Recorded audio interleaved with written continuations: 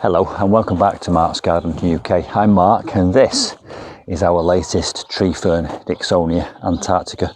We've got a collection of 9 of these and we've been looking after these for over a decade now, and in this video I'm going to share with you everything I know about tree ferns, Dicksonia Antarctica, and how to look after them.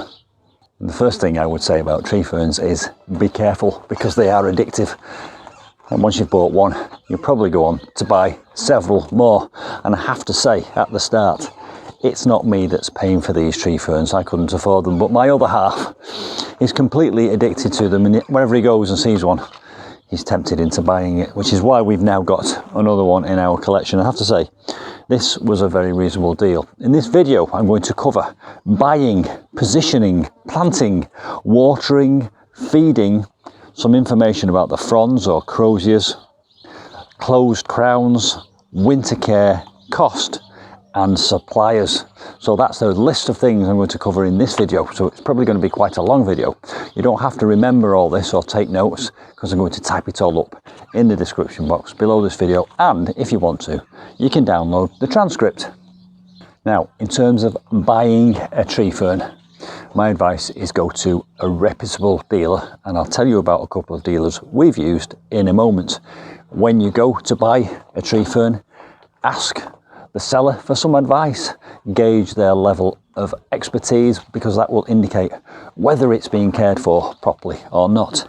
And also, if you can, and it might be difficult with a specimen this size, try and feel how heavy it is, because if it's completely light, it might have dried out, and you don't want a dried out, dehydrated tree fern.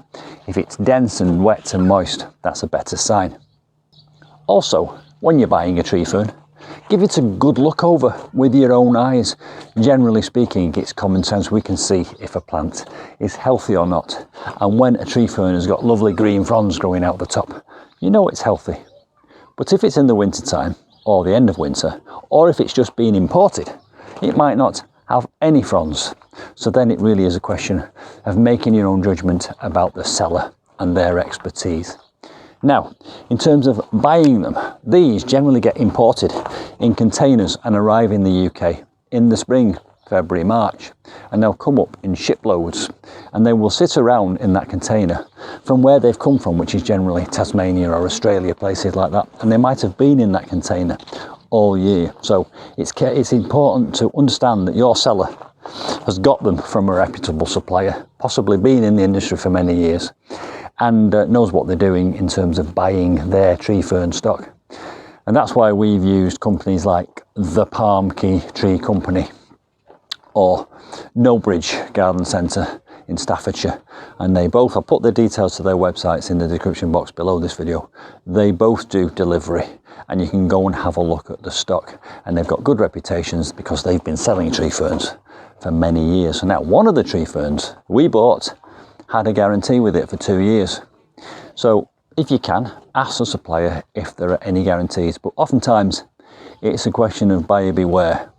And these are quite an investment, and we'll come to cost towards the end of this video, and that's the current cost, because the cost is always changing, but quite a big investment. So you want to be careful when you're buying your tree fern. So positioning, think about the tree or the tree fern's native environment. They live in the jungles of Tasmania and Australia, and they live under the tree canopy where it's damp and misty and humid. So that's why they have these roots all the way up the trunk to absorb some of that humidity. And you can tell by the leaf structure they're a type of fern, so that indicates the fact that they like to be in a damp, shady position. That's not to say you can't put them in dappled shade or full sun, but that's probably not their optimum environment. And if you do put them in dappled shade or full sun, you really will need to come to water them on a daily basis, or possibly even twice a day. I'm going to talk about watering in a moment. Now, planting. This is a 6-foot specimen. Do you have to plant it in the ground, and will it make roots? Well, the answer is, do you have to plant it in the ground? That's up to you. If I've got one this big, I just place it on top of the ground, because I don't want to lose any of the height by burying it into the soil. And the top of the tree will survive when it's this big. without the base being in the root. So if it's this big, it's up to you. You can put it in a planter like this, or you can place it on the soil, or you can bury it in the ground. My choice is not to bury it in the ground because I don't want to lose the height. But if you're going to put it in planters, and this is in the plant pot that it's arrived in and it's not staying in that plant pot, you must make sure that your planter is stable with a wide base, because those fronds at the top in the wind will act as a sail and they may well blow the plant over. So it's got to have a stable base. Now the ones that I place on the soil, I don't plant them, I place them on the soil at ground level. I always use a stake next to behind the tree fern in a discrete position, and I tie the tree fern to it using a kind of a organic looking rope. On the subject of roots, does it produce roots? Well, I've done a whole video on do tree ferns produce roots. The answer is yes, and you can watch that video. I'll link to it at the end of this one. But I had some which I dug up and moved, and after a period of time they do put roots down into the ground. So the answer to do they produce roots is yes. The question is, do those roots feed the top? Well, it's debatable, isn't it? Some people say that this is just dead organic matter between the base and the top. Other people say that there is a channel of life going through the middle and it will draw beneficial compounds from the soil up its trunk. But my opinion is, if you keep the top fed, you don't need to worry about this. Keep it damp, keep it moist. You don't need to worry about roots at the bottom for one of this size. Really, you're dealing with a living crown of the plant up here. And we'll come back to that crown in a moment. In terms of watering, water the tree fern, most importantly, up there into the crown. It's said that in the growing season, which is the summertime in the UK, you can't overwater the crown of a tree fern.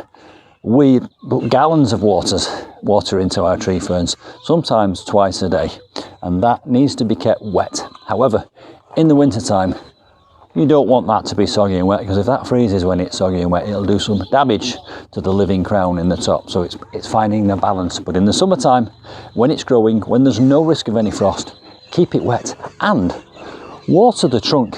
Keep that wet too, because that will add to the humidity around the plant. And if it is taking any water through any of this trunk into the plant, then it's not going to harm it. You can also water the bottom if you want. But I would maintain there's probably not much of a connection between the bottom of that plant and the top when it's this size. Now, feeding is the same as watering. In my opinion, you feed at the top. Now, we feed ours weekly with liquid seaweed, and we also put a small handful, 2 or 3 at the most, pebbles of pelleted chicken manure in the top there, and that acts as a kind of slow release. Apologies for the helicopter that's going over, but they always arrive at the wrong time. I'm going to carry on. So yes, feed it at the top weekly with liquid seaweed, and also put a couple or 3 or 4 pellets of liquid pelleted chicken manure. Sorry, the helicopter's really putting me on. It's gone past now. So that's feeding taken care of. Sorry, lost my professionalism a little bit there. The fronds, the croziers, the things that everyone is really interested in. Actually, that's probably not true, because a lot of people love these trunks. But let's get to the fronds. These fronds will die back in the winter. And if they don't, they're probably going to die back the following spring, and you're probably going to cut them off. I always cut them off. It's just for aesthetics, really. In the wild, they wouldn't be cut off. They would just droop down and protect the trunk and create more humidity around the trunk. But I cut mine off at the top. Now, does that cause the crown to close up? Well, the answer is it might do. Is a closed crown a problem? Well, it might be for you. It isn't for me. I found that if the crown of the tree fern is looking closed, just keep it watered and keep it moist, and the new croziers and the new fronds inside will have no trouble pushing that out. There's quite a lot of strength in those fronds pushing out in the springtime. And that's when they start to emerge, and you can see them emerging. They're like little furry gorilla's knuckles sat in the top of the crown, and slowly but surely, as the weather warms up and as you apply moisture to the plant and feed, they unfurl, and you'll come down one morning and there'll be several of them a foot long, and they'll keep going until they're about 4 or 5 feet long in some cases. Well, I've been asked several times about fronds at the end of winter. Is it dead? Is the frond dead because it's black and dried out? Well, it might be. and really you've just got to play a waiting game then and see what happens. Keep watering it, keep feeding it, but don't give up on it. I've had a tree fern that did nothing for 18 months and then suddenly sparked back into life. So don't give up on your tree ferns. I've known people throw these on the skip after 6 months of not having a frond on the top. Unfortunately, I think they might have thrown away a living tree fern because eventually it might have come back. So be patient. Let's talk about winter care now. It is said that these are hardy down to -10, and in fairness, in the UK we don't often get to prolonged periods of temperatures below -10 centigrade in our winters. But because they are quite an expensive plant, I think it's well worth taking some precautions to protect the plant in the winter, just against the eventuality that we might have, as we have just had this year, a sustained period of very low temperatures. And what I do, and I'll give you a summary, but there is a full video on winter protection on my channel, and I'll link to it at the end of this one. I wrap the top in organic insulation, and then I wrap that in horticultural fleece. Then I put a coffee sack around it to make it look nice. I tie that with twine, and then I drop a handful of oak leaves in the top. And that seems to protect the outside from the lowest temperatures, but it also allows some moisture into the crown. Because as in the summer, you mustn't let the crown dry out in the winter either, but you also in the winter mustn't let it sit soggy, because if it's soggy and wet, if it does freeze, those ice crystals could damage those fronds. So let it stay damp, but not sodden in the winter time, and protect it at your own discretion. I will always protect mine. You can watch my videos on winter protection, but I will always protect mine because I'm not prepared to take the risk, because I know how expensive these are. So I'm going to talk about cost. The cost for these has gone up because of their popularity and because of the limited supply. And if you look at the two suppliers that I've mentioned, they seem to set the market rates, and that's for the Palm Tree Company and Knowbridge. And I'll put a link to both those. But you can be paying £70 a foot, which is one of the reasons why I don't want to bury any of it in the ground, because I don't want to put £70 worth of trunk in the ground. So yeah, £70 a foot. So it adds up, especially when you've got 9 of them, as we have. Anyway, so that's the cost at the moment. Now there is a rumour, and I don't know if there's any truth in it, that supply of tree ferns is going to be even more limited in the future, because the companies which export them are going to start putting restrictions on their harvesting. And if that happens, the price of tree ferns will go up even more. Now, is it worth buying a small one and letting it grow? If you've got time to do that, it's worth doing it, but it's said that they only grow a foot every 10 years. So you'd be waiting 4 years and 10, wouldn't you, your whole lifetime for this to grow? So if you can afford it, and you will get instant effect and instant drama in your garden, I would say go for the biggest one you could possibly afford. So there you go, my complete guide to tree ferns, Dicksonia Antarctica. A fern, a plant, a tree, which is suited to a shady garden and a shady place, and it's an amazing prehistoric looking plant.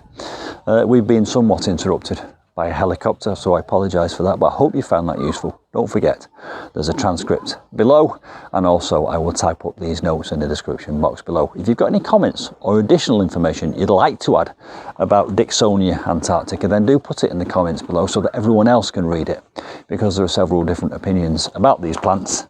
I know what I think, and I've been looking after them for 10 years, so I think you can probably take what I've said as good advice, and I wish you luck with your tree ferns. Bye for now.